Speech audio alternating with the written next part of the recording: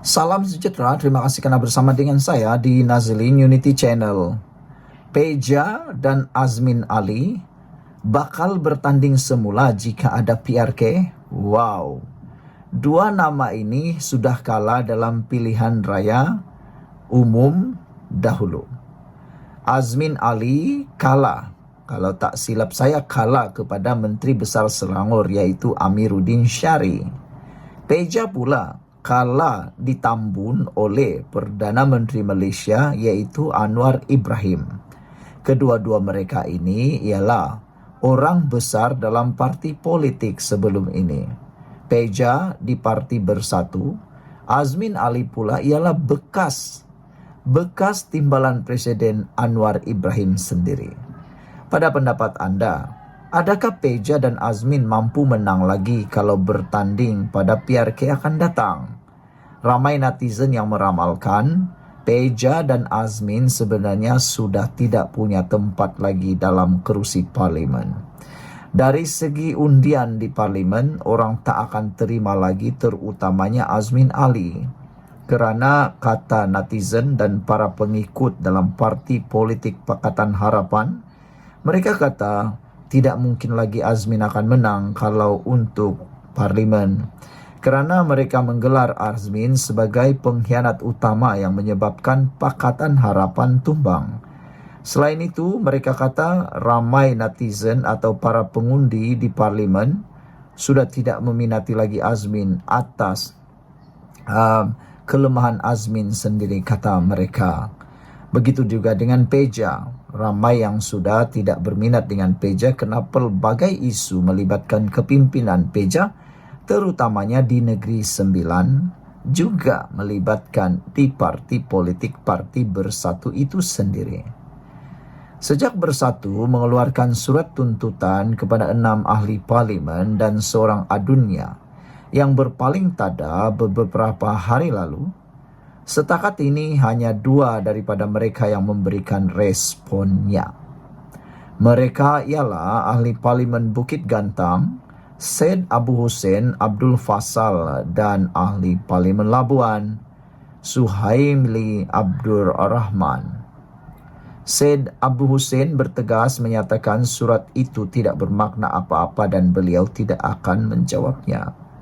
Katanya beliau akan tunggu apa tindakan Bersatu selepas 14 hari dan bersedia berdepan apa jua kemungkinan. Jika berlaku PRK pun, saya tetap akan turun bertanding, ujarnya. Suhaili pula bertegas tidak berubah pendirian dan akan tetap memberi sokongan kepada Perdana Menteri Anwar Ibrahim. Jika berlaku PRK, saya tetap akan turun bertanding, ujar beliau. Bagaimana dengan yang lain-lain? Mereka yang lain nampaknya senyap sunyi saja sejak menerima surat berkenan. Walhal sebahagiannya selalu bising sebelum ini. Apakah mereka juga tidak akan jawab surat tuntutan itu sebagaimana pendirian Syed Abu Hussein? Atau mereka seperti Suhaili yang tetap menyatakan sokongan kepada Anwar dan Kerajaan Perpaduan? Apapun, selepas 14 hari nanti, apa jawapan yang diberikan oleh 7 wakil rakyat Bersatu itu kepada surat yang mereka terima itu bakal menentukan apa yang berlaku selepas ini. Daripada jawapan, mereka juga banyak ditentukan kemungkinan ada PRK atau sebaliknya. Tetapi 2-3 pemimpin utama Bersatu dan Perikatan Nasional sudah mula dicanangkan bakal bertanding jika akhirnya ada PRK perlu diadakan di 7 kawasan tersebut. Antaranya dikabarkan Ahmad Faizal Azumu atau Peja bakal bertanding di Kuala Kangsar, Azmin Ali atau Noh Omar di Tanjung Karang, dan Anwar Musa pula sama ada di Jeli atau Gua Musang. Peja sebelum ini kalah di Tambun, Azmin Ali kalah di Gombak. Manakala Anwar Musa dan Noh tidak bertanding pada PRU 15 lalu setelah mereka dipecat daripada UMNO. Jika bertanding, bolehkah mereka menang? Ramai netizen menjawab, mereka semua akan kalah. Ikuti terus ulasan selepas ini, tapi jangan lupa tinggalkan komen Anda dengan soalan hebat itu. Jika Azmin dan Peja bertanding, atau adakah jika Anwar Musa dan juga Noh Omar bertanding, adakah mereka akan menang? Bolehkah mereka menang? Ikuti terus ulasan selepas ini. Selamat petang, salam sejahtera. Terima kasih karena bersama dengan saya di Nazaling Unity Channel. Saudara, pendedahan kali ini memang panas dan berani luar biasa. Kempen politik PAS sumbang kepada ekstremisme. Itu kata Amanah Wilayah Persekutuan. Wilayah Persekutuan menerima baik pendirian PAS yang turut membela ahli Parlimen Seputih Teresa Kok yang diugut baru-baru ini.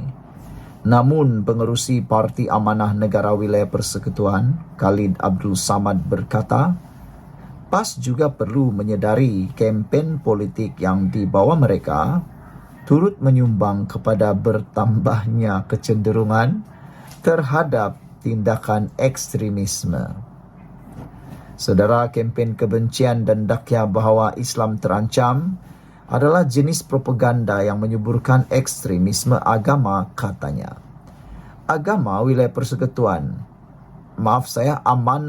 Persekutuan berharap agar siasatan segera dapat dibuat dan tindakan tegas diambil oleh pihak polis Diraja Malaysia tanpa sebarang kompromi terhadap sesiapa sahaja yang terlibat dalam ugutan jenayah seperti ini atau apa sahaja perlakuan yang boleh mencetuskan keganasan bagi membendung insiden seperti ini dari terus berleluasa.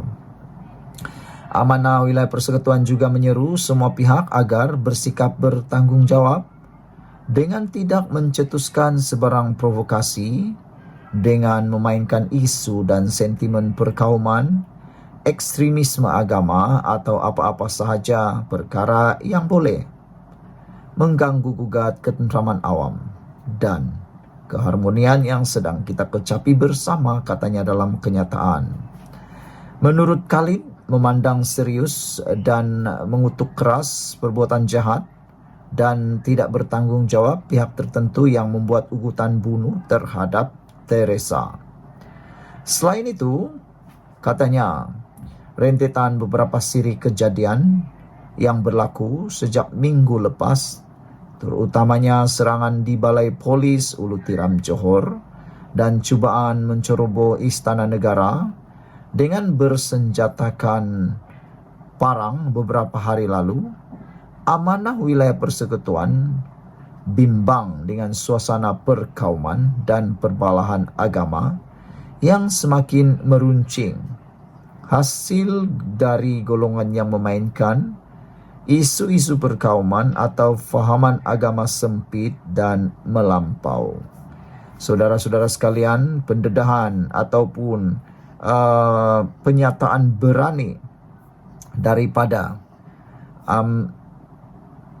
pengerusi Parti Amanah Negara Wilayah Persekutuan Khalid Abdul Samad ini cukup menyentak kita semua. Ianya cukup berani apabila beliau kata, PAS juga perlu sedar, juga perlu menyedari, kempen politik yang dibawa oleh mereka turut menyumbang kepada bertambahnya kecenderungan terhadap tindakan ekstremisme. Sejauh mana ini kebenaran atau ini adalah andaian semata-mata, terpulanglah pada anda semua. Tetapi Khalid Abdul Samad menyatakan ada sumbangan. Kempen politik PAS sumbang kepada ekstremisme. Diharapkan perkara seperti ini tidak berlarutan dan dapat dihentikan. Sekian dulu untuk kali ini. Jangan lupa tinggalkan komen Anda. Ikuti terus ulasan selepas ini. Salam sejahtera. Terima kasih karena bersama dengan saya. Kita dikejutkan dengan 2 penguat kuasa ditahan kes rasuah Rp23.000. Tahniah diucapkan kepada SPRM kerana tindakan luar biasa pada waktu kebelakangan ini. Tiada lagi yang terkecuali, tiada lagi yang terlepas. Bahkan yang menggembirakan kita ialah bukan lagi ikan-ikan bilis yang kini diserang, ditahan, disiasat, tetapi jerung-jerung besar, ikan-ikan paus yang telah gemuk, telah buncit karena rasuah, kini mula ditangkap, ditahan, disiasat oleh SPRM. Kita ingin ucapkan tahniah kepada usaha luar biasa, khususnya Perdana Menteri Anwar Ibrahim, kerana sanggup berperang dengan rasuah. Beliau berjanji akan memerangi rasuah sehabis mungkin. Hari ini kita digemparkan apabila berlaku di Kota Bahru, 2 pegawai penguatkuasa sebuah badan beruniform direman 4 hari. Bermula hari ini bagi membantu siasatan kes meminta dan menerima rasuah lebih RM23,000. Perintah reman terhadap mereka dikeluarkan Magistrate Ahmad Syafiq Aizat di Mahkamah Magistrate Kota Bahru di sini. Menurut sumber, kedua-dua pegawai penguatkuasa masing-masing berusia 43 tahun dan 29 tahun itu ditahan secara berasingan. D. Pejabat mereka di Pengkalan Cepa malam tadi. Suspek pertama disyaki meminta dan menerima RM13,000, manakala suspek kedua pula disyaki menerima RM10,000 bersabit satu kes berkaitan dadah. Wang itu sebagai dorongan untuk tidak menuduh pesalah mengikut Seksyen 39 dalam kurungan C Akta Dadah Berbahaya 1952. Sebaliknya hanya mengikut kesalahan, saringan air kencing dan alat digunakan untuk mengambil dadah. Sementara itu, pengarah SPRM Kelantan, Rosli Hussein, ketika dihubungi mengesahkan penahanan kedua-dua suspek berkaitan siasatan masih berjalan. Mengikut Seksyen 17 dalam kurungan E Akta Suruhanjaya Pencegahan Rasuah Malaysia SPRM 2009. Saudara-saudara sekalian, ini juga adalah laporan yang paling mengejutkan kita yang pernah berlaku pada 8 Januari tahun 2024. Apabila seorang penolong pegawai takbir direman oleh SPRM kerana kes rasuah RM5,000. Seorang penolong takbir, pegawai takbir direman selama 6 hari bermula hari ini kerana disyaki meminta dan menerima rasuah RM5,000 bagi membatalkan kompaun dikeluarkan sebuah agensi penguatkuasa di Kedah pada tahun 2022. Perintah reman hingga 13 Januari depan itu dikeluarkan Magistrate Muhammad Zul Hilmi Latif selepas menerima permohonan SPRM di Mahkamah Magistrate Alor Setar. Menurut sumber, suspek lelaki berusia 30-an itu ditahan pada jam 5.20 petang semalam ketika hadir bagi dirakam keterangan di pejabat SPRM Kedah.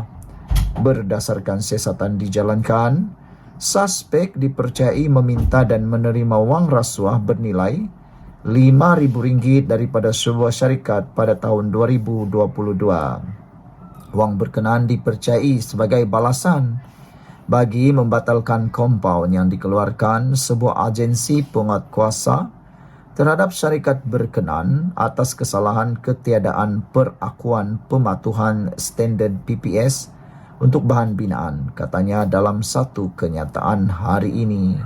Sekian untuk kali ini. Jangan lupa tinggalkan komen anda, tekan butang subscribe, ikuti terus ulasan selepas ini. Salam sejahtera, terima kasih kerana bersama dengan saya di Nazilin Unity Channel. Ini satu tindakan paling luar biasa yang tak kita jangka langsung sanggup dilakukan oleh Azmin Ali. Sehingga kan ada netizen kata, kalaulah Azmin Ali jadi Perdana Menteri, inikah yang akan berlaku? Adakah ini teladan yang baik, kata mereka. Ini apabila laporan mengatakan Azmin Ali ingkar panggilan polis untuk beri keterangan. Ramai netizen kata, adakah ini akan jadi duluan teladan contoh kepada ramai orang selepas ini, kata mereka. Kalau seorang ahli politik boleh ingkar panggilan polis untuk beri keterangan, netizen mula mempersoal, adakah ramai lagi yang akan menyusul mengikuti jejak langkah Azmin Ali ini sebagai teladan, kata mereka. Karena ini alasannya Azmin Ali ingkar panggilan polis untuk beri keterangan. Saya sebelum ini belum pernah dengar ahli politik maupun orang-orang VIP yang berani ingkar panggilan polis untuk beri keterangan. Tapi ini kali pertama saya tahu seorang ahli politik, pemimpin negara, pemimpin yang pernah menjadi orang besar negara, mengingkar panggilan polis. Jadi kalau selepas ini ada panggilan polis terhadap ahli Dewan Undangan Negeri kah, ahli parlimen kah, orang-orang VIP kah, atau siapapun, tauke kah, atau siapapun, adakah mereka akan menjadikan tindakan Azmin ini sebagai duluan atau satu ikutan baru? Inilah yang menakutkan netizen, inilah yang menakutkan ramai orang. Tapi ini alasannya, Azmin Ali ingkar panggilan polis untuk beri keterangan. Kata beliau, setakat ini tidak akan ke balai polis. Itu kenyataan terkini Azmin Ali. Sewajarnya arahan tersebut digantung sehingga mahkamah selesai prosiding. Kita harus menghormati proses perundangan dalam negara kita, kata Azmin Ali pada sidang media di Ibu Pejabat PN di Kuala Lumpur hari ini. Azmin berkata demikian bagi menjawab soalan pemberita selepas memberitahu dia telah dipanggil polis mengikut Seksyen 111 Kanun Tata Cara Jenayah pada 7 Mei untuk direkodkan kenyataannya di Ibu Pejabat Polis Daerah Shah Alam esok. Meskipun dipanggil polis untuk memberi kenyataan, namun Ketua Pembangkang Selangor Muhammad Azmin Ali menegaskan dia enggan hadir ke balai polis. Sehingga ramai netizen mula tertanya-tanya, adakah Azmin akan menerima waran tangkap? Adakah Azmin akan diheret dengan waran tangkap untuk memberikan keterangan? Itu pun menjadi persoalan daripada netizen. Maklumlah ramai netizen ini yang tidak tahu undang-undang secara lebih mendalam. Sebaliknya, Azmin Ali, pemimpin PN ini, mencabar tindakan polis memanggilnya untuk memberi keterangan mengenai ucapan yang dibuatnya ketika sidang Dewan Undangan Negeri Selangor pada Mac. Azmin Ali mendakwa tindakan pihak berkuasa itu cubaan untuk menakut-nakutkan dirinya dan melanggar undang-undang, terutamanya perkara 72 Perlembagaan Persekutuan yang memberikan adun kekebalan daripada prosiding sivil dan jenayah terhadap perkara yang dibahaskan dan dibuat di dalam sidang Dewan Undangan Negeri. Susulan itu, saya sudah mengarahkan peguam untuk memfailkan permohonan di Mahkamah Tinggi Shah Alam untuk semakan kehakiman bagi menyemak tindakan dan keputusan pihak polis mengeluarkan notis berkenaan. Saya juga menghantar surat kepada pihak polis supaya dapat tangguhkan atau gantung tindakan memanggil saya bagi memberi keterangan berkaitan isu itu kerana prosiding mahkamah masih belum selesai. Bagi menghormati proses undang-undang, mereka polis sewajarnya menggantung sebarang arahan kerana ia jelas melanggar peruntukan sedia ada, katanya pada sidang media di Ibu Pejabat Perikatan Nasional di Kuala Lumpur hari ini. Bagaimanapun, Azmin berkata pihaknya tidak menerima sebarang maklum balas daripada polis berkaitan isu penangguhan itu. Sebelum ini, Azmin pada sidang Dewan Undangan Negeri Mac lalu dilaporkan meminta kerajaan negeri untuk menjelaskan tindakan Perbadanan Kemajuan Negeri Selangor menjual hak pembangunan PJ Sentral yang dijangka memberi pulangan bernilai 1.04 bilion kepada Malaysian Resources Corporation Berhad MRCB pada nilai 270 juta. Sekian untuk kali ini. Jangan lupa tinggalkan komen anda. Tekan butang subscribe. Kita jumpa lagi.